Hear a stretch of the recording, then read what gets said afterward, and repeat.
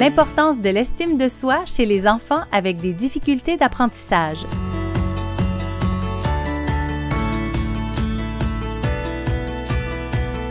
L'estime de soi à l'école. Caroline, comment est-ce qu'on peut travailler main dans la main avec les enseignants et les intervenants à l'école pour travailler sur l'estime de soi de nos enfants? C'est tellement important, cette collaboration-là entre l'école et la maison.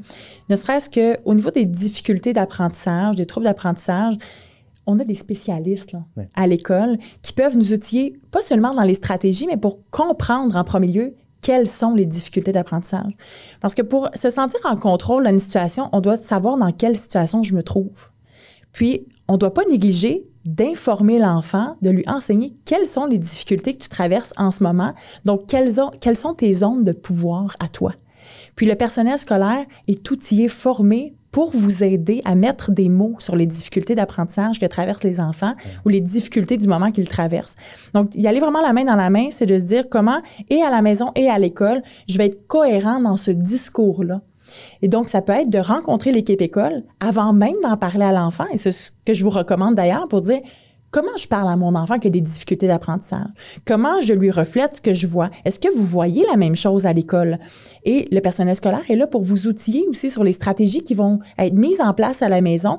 Et plus on va marteler les mêmes stratégies de différentes façons à la maison, à l'école, plus ça va s'ancrer. Ouais. Donc, plus ces stratégies-là vont devenir efficaces, cohérentes pour l'enfant. Donc, d'unir, en fait, nos forces va permettre de comprendre, de mettre des stratégies en commun et de s'outiller chacun dans nos champs de compétences pour le mieux de l'enfant. Puis le défi de ces jeunes-là qui ont des difficultés, des troubles d'apprentissage, c'est que souvent, à l'école, ils vivent beaucoup d'échecs ou beaucoup de grandes difficultés. Comment on fait pour, malgré tout, renforcer l'estime de soi de notre enfant dans ses tâches et dans ces défis scolaires-là qui occupent plusieurs heures dans sa journée puis qui sont souvent pénibles à réaliser? Oui. Première étape, de reconnaître l'émotion de l'enfant. Pour le renforcer, pour améliorer l'estime de soi, on va avoir tendance à rapidement aller dans « Ben non, mon grand, t'es bon. Ben non, regarde, on va travailler fort, on va être capable ensemble. » De prendre le temps de s'arrêter un instant, faire « C'est difficile pour toi en ce moment. Est-ce qu'il vit de la colère? Est-ce qu'il est triste? Est-ce qu'il se compare? Est-ce qu'il se sent impuissant? Comment il se sent? » Puis plus il va sentir qu'on respecte ce qu'il ressent, qu'il va avoir l'espace pour le nommer, plus il va être capable après d'être disponible aux apprentissages. Oui. Donc, si son petit cerveau, il est tout rempli d'émotions qu'on essaie, nous, de taire comme un chaudron qui bout en mettant le couvercle dessus. En disant, on le nommera pas, ça arrivera pas. On le nommera pas, ça n'existe pas, il faut pas que ce soit là. Ça l'empêchera pas, l'eau, de bouillir. Donc, enlevons le couvercle, laissons ça sortir, nommons-le, mettons des mots, aidons l'enfant à mettre des mots aussi dessus. Puis ensuite, rentrons en mode solution. OK, maintenant, à partir de ça, c'est quoi les besoins qui se cachent derrière ce discours-là de l'enfant? Est-ce qu'il a besoin d'être rassuré? Est-ce qu'il a besoin qu'on lui remontre la façon de faire? Est-ce qu'il a besoin qu'on soit à côté de lui pour le sécuriser? Est-ce qu'il a besoin, au contraire, qu'on lui laisse un peu d'espace? Ouais. Que c'est pas parce qu'il y a des difficultés qu'il a tout le temps besoin d'avoir un adulte dans ses culottes qui veut surveiller comment il est en train de fonctionner. Donc, de quoi il a besoin? Puis à partir de la fonction de ce comportement-là, on va ajuster les stratégies qu'on va mettre en place de pair avec l'enfant. Donc, voici les solutions qu'on met en place, voici ce qu'on essaie, puis on réévalue ensuite à voir si ça fonctionne ou non.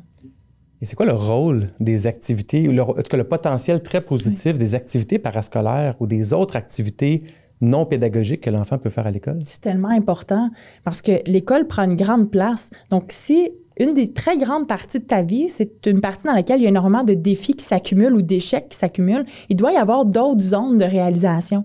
Puis, on le sait que les activités parascolaires raccrochent les jeunes à l'école, notamment les jeunes décrocheurs. Donc, on voit que ça diminue les risques de décrochage chez les garçons qui présentent des difficultés d'apprentissage. Donc, et pour les garçons et pour les filles, c'est bon, mais d'avoir des zones de réalisation, que ce soit les arts, les activités parascolaires, le sport, les activités de loisirs, les activités de bénévolat, nommez-les, que l'enfant ait la possibilité de se développer dans d'autres choses et de dire, c'est quoi, je suis peut-être moins bon dans ce domaine-là, mais dans celui-là, par exemple, là, je sais que je suis bon. Vivre des réussites, développer les relations personnelles, mieux se connaître, ça résume pas mal ce qu'on a dit dans les capsules. Là. Exactement. Merci, Carlo. Merci, Carlo.